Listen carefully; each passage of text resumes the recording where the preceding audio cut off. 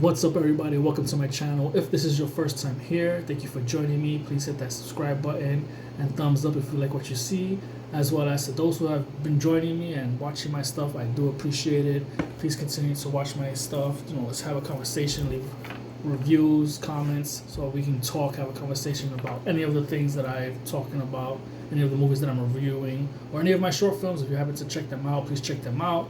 I am a creator, I am an actor, writer, producer, so I do create short films, independent short films, and it's just something I've been doing consistently since 2011, I would say, creating short films, acting and whatnot. So, please check them out. But I also do movie reviews, which I've been trying to be consistent and discuss more movies about more movies that I've seen recently. And there's a lot of movies that I've seen recently, even, aside from what I'm about to talk about, Evil Dead Rises.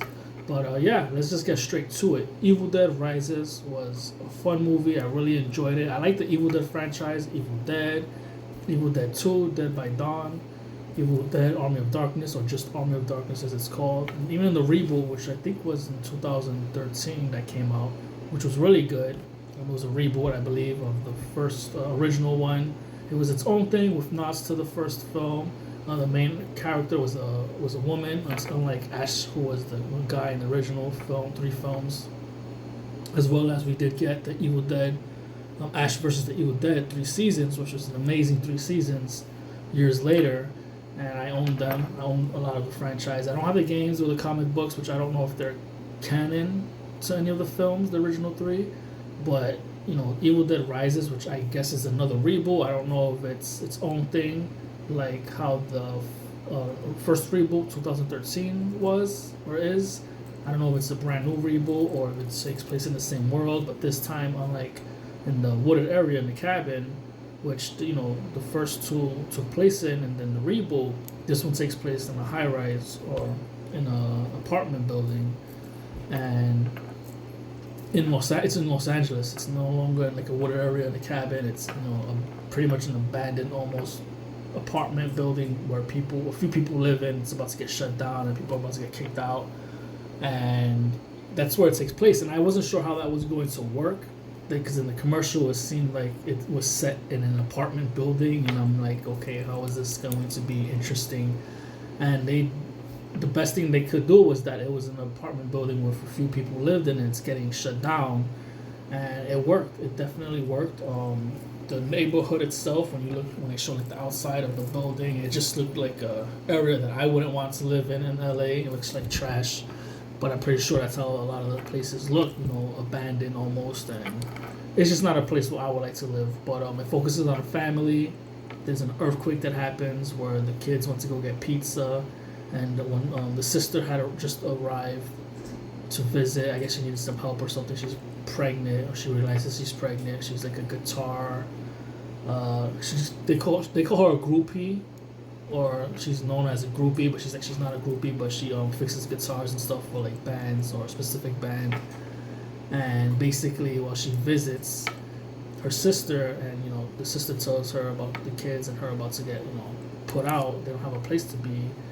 There's an earthquake that eventually happens when the kids went to go get pizza, and in that earthquake there was a hole that opened up, and the little boy decides to go down there to check it out because that's what these kids do. And he finds the Book of the Dead, the Necronomicon, which is normally what it's called, but they don't call it that in the movie. I will say I did not like the Necronomicon, the Book of the Dead, for this film. The way it looked, it was more of a picture book. Even the outside of the book, which usually has like a distorted, burn-looking face on the cover, it didn't have that in this book. I think it had it in the reboot version, but because from what I'm hearing in the films, I believe there's like 3 versions of the book. But maybe with these films, that's the 3 we're getting: the original, and then the reboot, and then Evil Dead Rises reboot. But this book, I wasn't really into it. I thought it was lame. It wasn't the best looking of the 3 books. But yeah, that's all I wanted to say for that. And he brings it home to the apartment. The sister, one of the sisters, because she was a little girl, and then the youngest sister, and then there's the sister, and then the boy. She's like, don't read it, don't do nothing with it. And he doesn't listen. He does it anyway, and he unleashes the evil, which eventually takes over the mom, and she's possessed, and it's them trying to stay alive from her weirdness that they realize something's wrong with her. And even then, while realizing something's wrong with her, they still are kind of like, mom, like the little girl, she's getting called to, knowing that the mom has done stuff, and you're still risking to like open the door because they lock the mom out of the apartment and into the hallway, which she eventually kills the neighbors that are around the way. You know, that they see something's going on, and she ends up killing them. And it's like, you know, she finds her way in the building eventually through the vents because the demon hears the cat make a noise and then travels into the vent back into the apartment.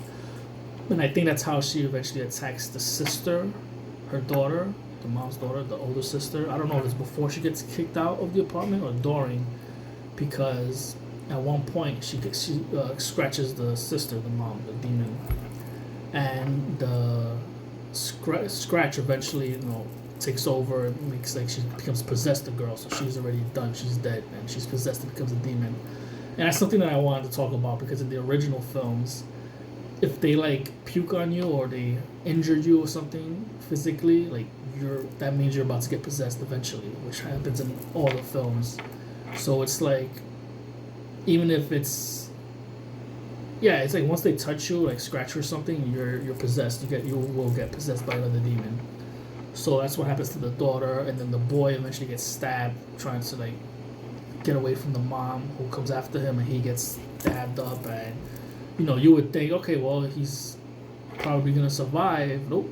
He eventually gets possessed because he gets stabbed up, and I guess I'm not sure if it's because it killed him or he was just really injured that he got possessed, because the daughter, she only got a scratch on the cheek that eventually, you know,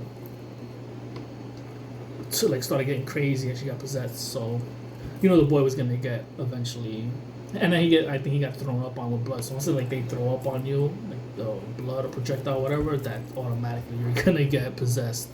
So that happened to them, and I was shocked because I didn't expect any of the kids to like die. The only one who survived was the little girl plus the sister, and the boy and girl who got possessed. They had to be, you know, their teens. Like I want to say 15, anywhere from like 14 to 16.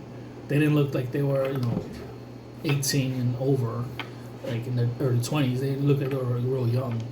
And they got possessed eventually, and there's a part where the mom possessed and the two kids, they combine into like this body creature at the end. But yeah, no, I really enjoyed it. I didn't think I was gonna enjoy it as much because it was set in an apartment, but it was handled well, and the cast was amazing. I didn't really care for the boy. I think he was the most annoying one to me because of him not listening, you know, he having, you know, reading the book and whatnot. But I don't know, I guess the character himself, I don't know, it kind of felt like it was forced that this person's gonna do this because it's the only way the movie's going to progress.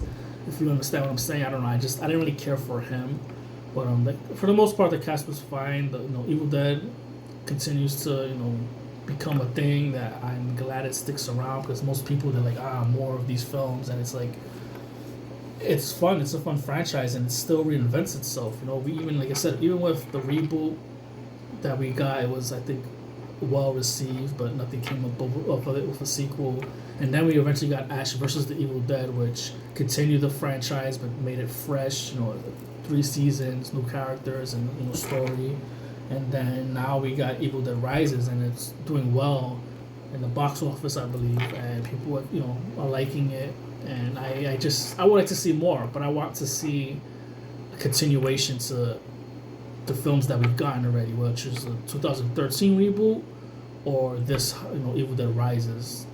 You know, are we gonna get something following up with that? Because in the beginning of the film, it's like set earlier before the original story of the movie that we see with the apartment. There's like 3 people at like in a cabin in the woods, you know, like a lake. And the girl is possessed, and she kills, you know, the guy in the water who tries to save her because she gets, you know, hit by this, I forget what you call it, camera plane thing. What the hell you call those? But anyway, she gets hit in the face, you know, being possessed, and he doesn't know anything about it, so he tries to rescue her because she falls into the water, and he ends up dying.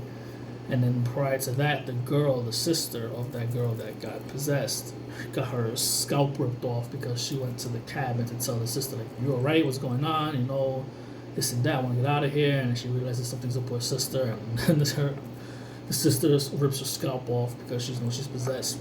But when she kills the guy in the water, and then the sister who's like crawling, she sees that she rises out of the water floating. That's when the movie starts. Evil Dead Rises, and then the title starts. You see the title card, and then it says a week later, or a week. It says a week before, which is when the movie about the apartment. That's when it happens. So that girl that got possessed in the beginning, you see what happened, how she got possessed, and that was because of the ending of the movie when the sister and the little girl escapes. The demon is still in the area, possessing the apartment, and the girl who happened to live in the building that didn't know what was going on and hear nothing, didn't hear anything, is trying to meet up with her sister and whatnot, leave, and she ends up getting possessed in the parking lot area of the building, and that's what we saw her in the beginning when she killed I guess it was her boyfriend and her sister, and that's what I really didn't think that was necessary to see all that. But now that we did see that, my thing is, are we going to get follow up? Because now the evil is unleashed, but how is it going to get contained? Because no one will know about it. Is that what it's just going to be? Like the evil is just around and there's nothing that's going to happen? With another movie, I don't know. Are we going to get another reboot that has nothing to do with the world? That's a question that I have, but hopefully that makes sense. But if you're watching this video, you understand what I'm saying. I feel like it was unnecessary. Like it really didn't add anything other than, well, the evil is unleashed, and I guess that's what it's gonna happen within that, world of the film. If we're not going to get a sequel or follow up or anything, it doesn't seem likely because none of the characters looked like they were, going to continue or carry the franchise. It looks like it'll just be a brand new cast of characters if they were to do a sequel. Now with the 2013 reboot, it felt like they could have carried it further with the actress that survives in the end, but I really don't know. Like I said, they did away with that. They did another reboot, which is Evil Dead Rises. I don't think it has anything to do with that film. And yeah, I mean, it was a really enjoyable film. A lot of I want to say jump scares, or maybe jump scares. I don't really get jump scared that easily, but there was a lot of that, like a lot of blood and wow factor.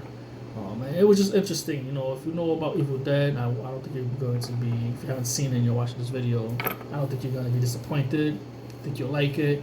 It's definitely up there. I still think I prefer the 2013 film if I had to choose, but it doesn't mean that Evil Dead Rises was by any means a bad film. I just prefer the 2013 reboot if I had to choose the two.